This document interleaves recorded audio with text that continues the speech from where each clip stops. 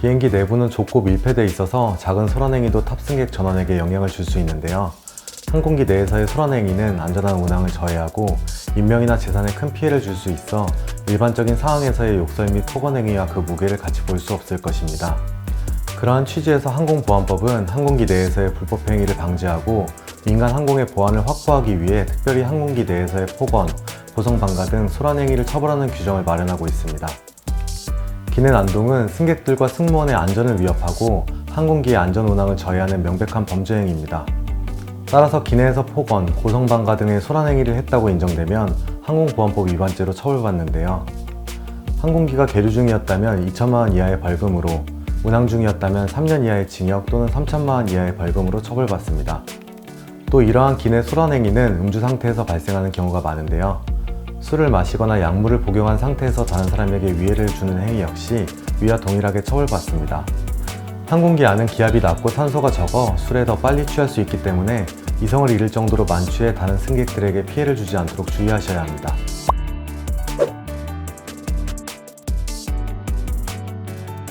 항공기 내의 승객은 항공기의 보안이나 운행을 저해하는 행위를 금지하는 기장 등의 정당한 직무상 지시에 따라야 할 의무가 있는데요.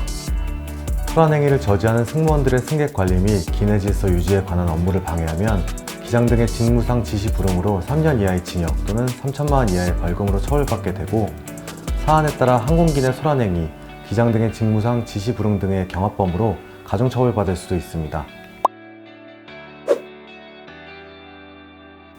항공보안법은 승객은 항공기 내에서 다른 사람을 폭행하거나 항공기의 보안이나 운항을 저해하는 폭행, 협박, 위계행위 또는 출입문 탈출구 기기의 조작을 해서는 안 된다고 규정하고 있는데요.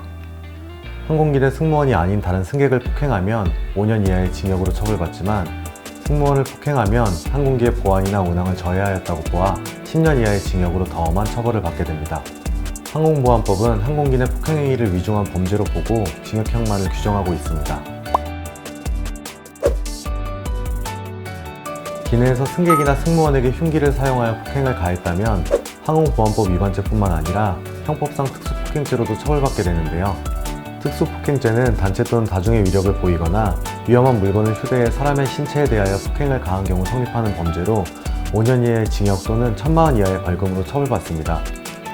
A씨는 항공기 내에서 옆자리에 앉은 B씨에게 말을 걸었음에도 B씨가 제대로 대답하지 않을 뿐만 아니라 자신을 피해 승무원에게 다른 자리로 이동시켜달라고 요구하자 화가 났고, 기내식과 함께 제공되었던 식사용 칼을 집어들어 옆자리에 앉아있던 B씨를 향해 칼을 휘두르고 폭행했습니다.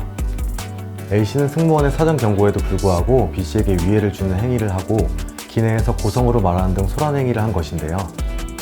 A씨는 이 사건으로 특수폭행, 항공보안법 위반으로 기소됐고 재판부는 A씨의 죄를 인정해 징역 6월에 집행유예 2년 및 벌금 50만 원을 선고했습니다. 기내에서 질서를 지키는 것은 모든 승객의 의무입니다. 모두의 안전한 비행을 위해서 기내에서는 항상 다른 승객들을 배려하고 규정을 준수하는 것이 좋겠습니다.